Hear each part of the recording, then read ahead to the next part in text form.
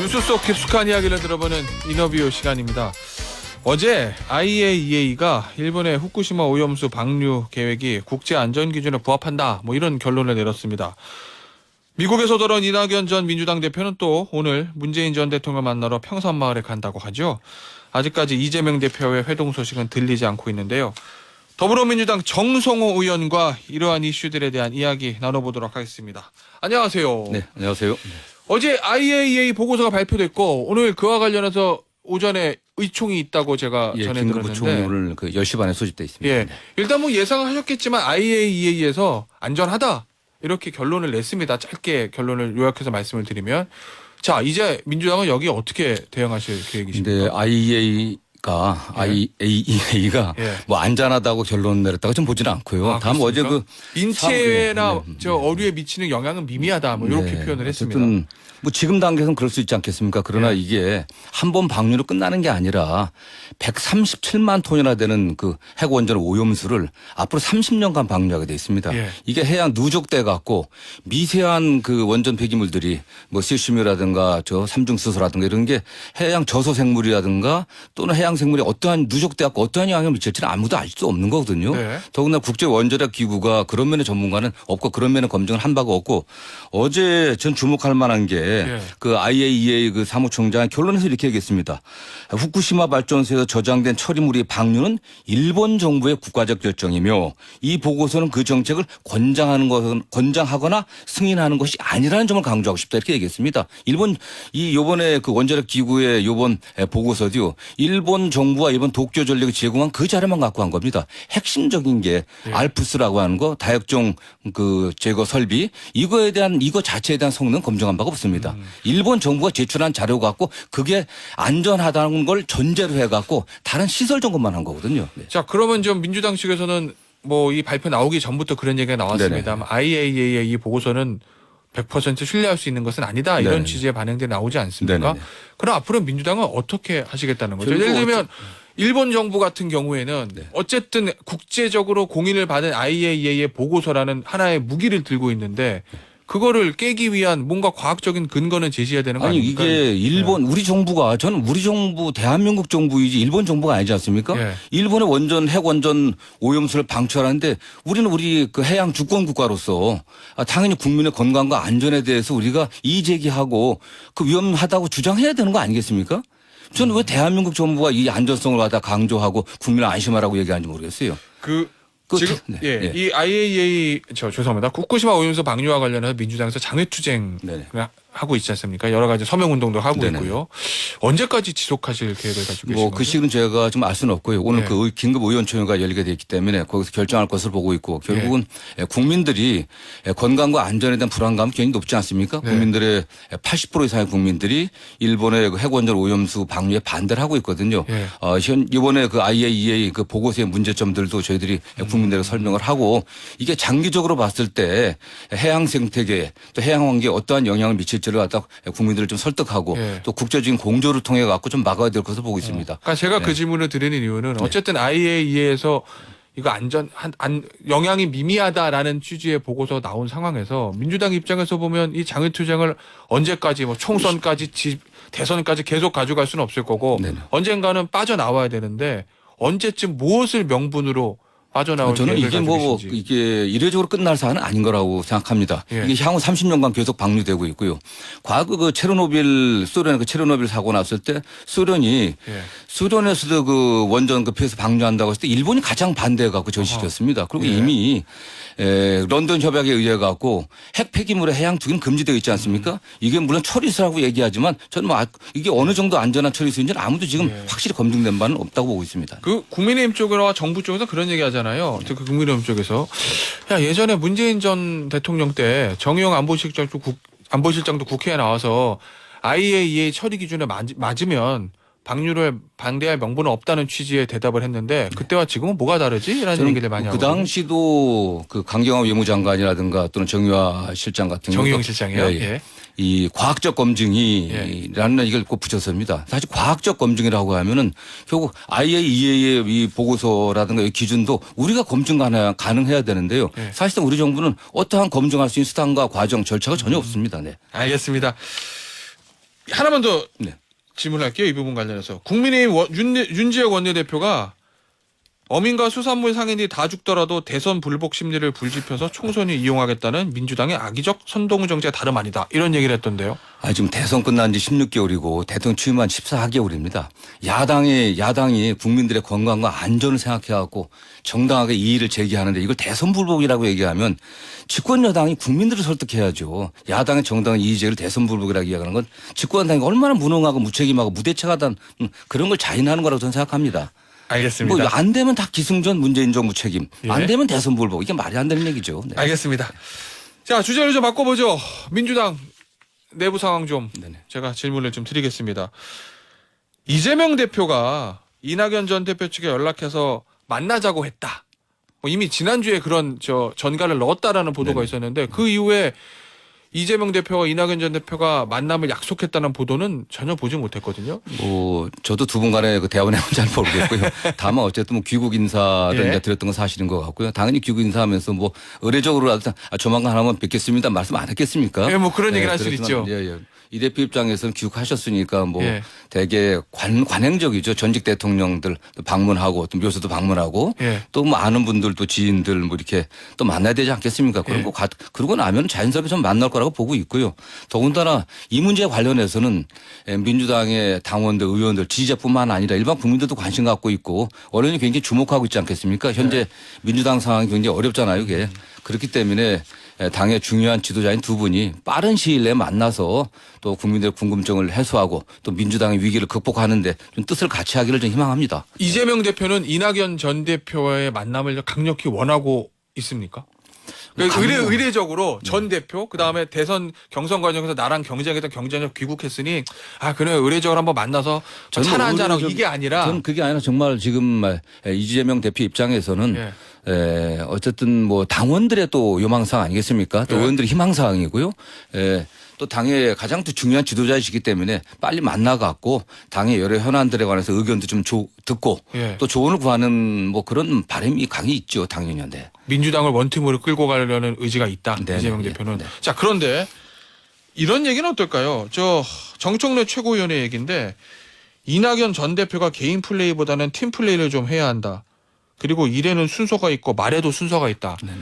아마 이낙연 전 대표가 귀국해서 광주 찾아가고 그다음에 오늘도 문재인 전 대통령 예방한다고 하죠. 네네. 그런 어떤 개인적인 행보들에 대해서 좀 불만이 있는 것 같은 느낌인데요. 저는 모르겠습니다. 그거 이낙연 우리 전 대표님의 그런 행보는 되게 관행적이고 의례적이었던 거거든요. 네. 또 그런 것들이 또 이낙연 대표를 지지하는 분들 통합 그런 분들을 또 마음을 모은 거 아니겠습니까? 또 그런 과정이 결국은 통합으로 이어지는 과정 아니겠어요, 사실. 네. 네네. 뭐 정청래 최고위원의 요 말에도 순서가 있다는 게 무엇을 의미하는지 정확히는 알 수는 저는 없지만 잘 모르겠습니다. 저도. 네. 일각에서 언론에서 해석을 하기로 네. 이낙연 전 대표가 광주를 방문했을 때 민주당 혁신에 관해서 민주당 혁신의 핵심은 도덕성 회복과 당내 민주주의 활성화다 이 얘기를 했거든요. 이게 어떻게 보면 굉장히 원론적인 얘기인 것 같지만 비명계 의원들이 그동안 친명 지도부를 조금 직격할 때 많이 했던 얘기가 당의 도덕성 회복, 당내 민주주의 이 얘기여서 과연 이낙연 전 대표가 현 지도부를 저격한 거 아니냐 이런 관측이 있거든요. 저는 뭐 말씀하신 대로 그야말로 일반적이고 원론적인 또 당위론적인 얘기고요. 현재 그렇습니까? 민주당 상황이 지금 돈봉투 사건이라든가 또는 뭐 그 가상자산 사건으로 도덕성에 좀 상당한 타격이 있지 않았습니까? 이러한 사건 때문에. 그래서 그런 점도 지적한 거고 그것 때문에 당 혁신이 좀 만들어진 거 아니겠습니까? 저는 너무 원론적인 지적이고요. 또 그다음에 당내 민주주의 관련해서도 돈봉투 사건으로 당내 민주주의가 상당히 문제가 있다라는 공감대가 형성된 거 아니겠습니까? 그런 면에서 민주당이 바뀌어야 된다라고 하는 당의 지도자로서 상당히 지금 온당한 말씀이라고 생각합니다. 네. 알겠습니다.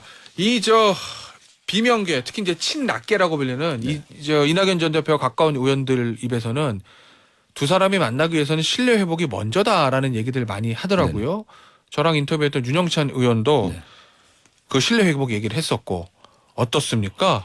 이 저 친낙계에서 얘기하는 두 사람의 신뢰 회복이라는 거. 뭐 저는 두 분이 그렇게 뭐 인간적으로 뭐 살뜰하게 가까운 사이는 아니지만 그래요? 그렇다고 해서 뭐 신뢰를 완전 깰 만한 그런 사건이 있었는지는 잘 모르겠습니다. 저도 예. 뭐 쭉 두 분 잘 알고 뭐 경선 대선 과정 가까이 지켜보지 않았습니까? 예. 지지자들 간에 좀 앙금은 많이 남아 있는 것 같아요. 지지자들 사이. 예, 그게 우리도- 사실은 좀 예, 그게 문제인 부분이 거죠. 있잖아요. 지지자들이 예. 앙금이 있다고 하면 지도자들이 만나서 예. 그 앙금을 해소하고 오히려 분열을 극복하고 단합하게 만드는 게 그게 지도자의 역할 아니겠습니까? 예. 신뢰를 뭐 깰 만한 두 분 사이의 결정적인 기회는 없었다고 보고 있어요. 그렇기 때문에 자연스럽게 만나 대화하면은 더 가까워지는 거지.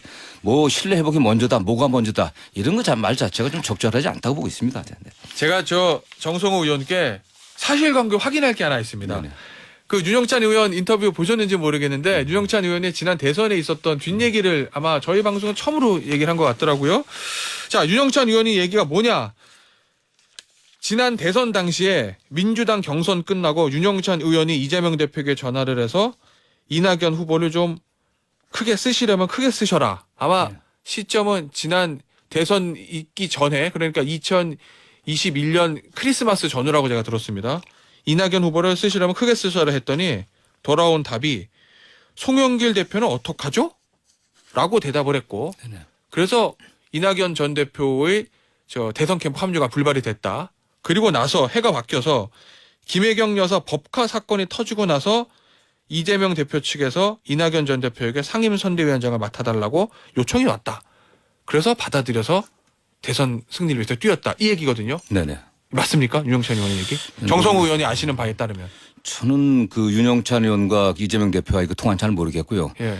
그 이낙연 대표를 크게 써라. 근데 예. 그걸 뭐 그걸 거절당했다는 거 아니겠습니까? 그게 어떤 의미인지는 저는 잘 모르겠어요. 그게 저는 예. 뭐 이낙연 대표 그렇다고 하면 그 당시 크게 쓰질 않아 갖고 예. 이낙연 전 대표께서 대선 때 역할을 안 하거나 또 못했다는 소리인지 저는 그렇지 않다고 보고 있습니다. 이낙연 대표께서도 나름대로 후보 결정된 이후에 예. 또 전국을 또 순회하면서 많은 역할을 하셨거든요.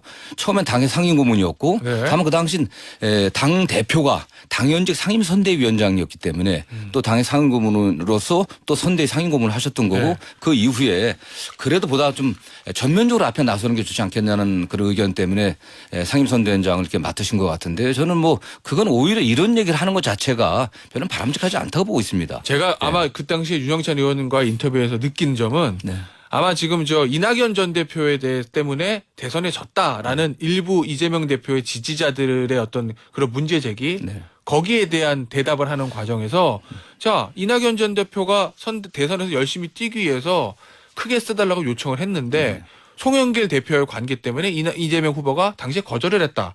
그리고 선거 막판에 김혜경 여사 법카 사건이 터지고 급해지니까 오히려 이낙연 전 대표가 요청한 거 아니에요. 이 얘기거든요. 네, 그래서 아마 이낙연 전 대표한테 대선 패배 책임을 묻는 것은 타당하지 않다. 저는 이 얘기를 뭐 하는 과정에서 나온 그런 거라서. 식으로 예. 그 당시에 저 지지자들이 서로 책임을 묻는다고 하면은 예. 사실 훨씬 더 할 말이 많이 있습니다. 그러나 아, 그렇습니까? 예, 예. 그러나 그건 바람직하지 않죠. 이미 우리가 대선에 패배한 건 그 누구의 책임도 아니고 우리 모두의 책임 아니겠습니까? 오. 저는 그런 자세에서 우리가 임해야지 예. 과거를 실패한 과거를 돌아보면서 예. 네 책임이다 내 책임이다 서로 손가락질하는 것은 당의 단합에 매우 안 좋은 예. 저는 일이라고 생각하고 있고요. 저는 뭐 이런 언급 자체를 좀 서로 안 했으면 예. 좋겠습니다. 이건 다 두 분 사이에는 뭐 큰 문제가 없고 예. 저는 또 단 한 번도 제가 뭐 저는 아니라고 주장하지만 주변에서 제가 이재명의 최측 이재명 대표의 최측근이라고 얘기를 하고 예. 뭐 좌장이라는 표현까지 자꾸 쓰는데 그렇지는 않습니다. 다만 저는 제가 보기에는 두 분 다 최선을 다하셨고요. 예. 저는 다 그렇게 받아들여야 된다고 보고 있습니다. 네. 알겠습니다. 자, 이건 이재명 대표가 이낙연 전 대표 만나서 뭐 원팀을 강조하실 거라고 말씀하셨는데 어떤 이낙연 전 대표에게 어떤 역할, 당에서 역할 이런 것들을 좀 요청하실 생각은 있으신 건가요? 모르겠습니다. 그건 뭐 구체적인 내용은 잘 모르겠고 예. 다만 어쨌든 현재 이낙연 전 대표는 당의 상임고문이십니다. 당의 상임고문이시기 때문에 그 위치에서 적절한 역할을 할 거라고 보고 있고요. 다음 상징적으로도 민주당을 이끄는 중요한 지도자 아니시겠습니까? 예. 지금 민주당이 내년 총선에 이기기 위해서는 가장 중요한 게 분열이 아니라 통합이라고 다 인식하고 있습니다. 내년 총선에는 모두가 최선을 다해야 되거든요. 저는 이낙연 대표님도 전 대표님도 마땅히 거기 역할을 하리라 보고 있습니다. 네. 알겠습니다. 추미애 장관 얘기를 좀 마지막으로 해보죠. 추미애 전 장관. 추미애 전 장관이 본인이 해임된 배경에 이낙연 전 대표가 있다. 이낙연 전 대표가 당시에 지방선거 보궐선거, 네. 서울시장, 부산시장 재보궐선거를 앞두고 청와대에 요청을 했다. 이런 얘기들 하고 있거든요. 이 발언 배경은 뭐라고 보십니까? 저는 뭐 이 상황에서 그런 말씀 왜 하는지 잘 이해가 안 됩니다, 사실은. 네. 뭐 그 당시 추미애 장관 같은 경우는 검찰 개혁에 좀 전력을 다하고 있었지 않습니까? 어쨌든 그러나 그 당시 우리 검찰 개혁이 실패했다고 지금 인정되고 있습니다. 그 결과 민주당 입장에서는 윤석열 정부가 검찰 공화국으로 가는데 우리가 검찰 개혁의 실패가 원인이 되지 않았냐 이런 얘기들이 많이 있지 않습니까? 거기에 대한 뭐 아쉬움이 있을 수 있겠죠. 그러나 그 당시 본인이 국무위원으로서 진퇴에 관련해 갖고 여러 가지 그런 얘기를 하는 것은 당의 단합에 좋지 않죠, 사실은. 네. 이낙연 전 대표뿐만 아니라 지금 문재인 전 대통령도 저격하는 모양새인데 네네네. 저랑 인터뷰했던 전원책 변호사 같은 경우에는 추미애 전 장관이 이재명 대표의 줄 선 것이다. 뭐 이렇게 관측을 하더라고요. 아니 그렇게 해서 줄 서가 전 대통령을 저격하고 예. 그 당시 또 당대표든 이낙연 대표를 저격해갖고 그게 어떻게 이재명 대표에 줄 서는 거 되겠습니까 사실은. 더 부담이 돼갖고 줄 설래도 쓸 수가 없겠죠 오히려요. 오히려 이재명 대표 측에서는 부담스럽습니까? 추미애 전 장관의 이런 행보들이? 아니 부담스럽겠죠 당연히. 그렇지 않겠습니까? 지금 가장 중요한 게 당의 통합이고 소위 말하면 친논이 뭐 아니 뭐 친문 뭐 비문 뭐 친명 비명 이런 걸 넘어갔고 총선 승리를 위해서 하나가 돼야 되는데 네. 자꾸 과거를 파헤친다고 하는 건 바람직하지 않죠. 네네. 알겠습니다. 오늘 정성호 의원과의 인터뷰는요. 여기서 마무리하도록 하겠습니다. 지금까지 더불어민주당의 정성호 의원이었습니다. 감사합니다. 감사합니다.